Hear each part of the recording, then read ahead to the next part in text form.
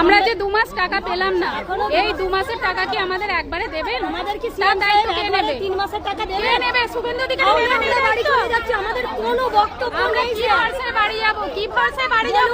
আজকে চলে যাব, আবার তৃতীয় নম্বর কিস্তি আমাদের ঢুকবে না।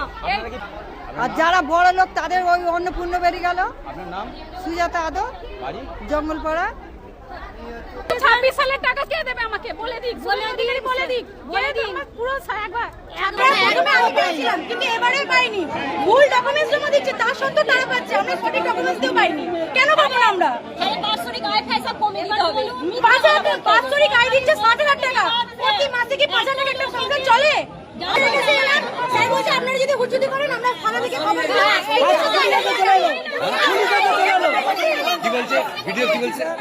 পুলিশকে হায়ার করলো এখানে, যাতে আমরা ঝগড়া করতে এসেছি মনে হলো না। আমরা ঝগড়া করতে আসিনি, আমাদের শুধু আমাদের কথাগুলো বলতে এসেছি। আমরা করবো কেন?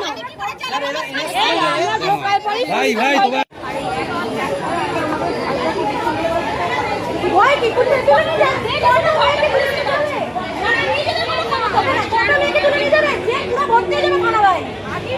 বিয়েটাই চাই, অন্নপূর্ণটাই চাই। ওইটা দিলেও তো আমরা ছেলে দিকে লেখাপড়া শিখি, খাই, আমরা সেই খেটে খাচ্ছি, কিচেন কেটে।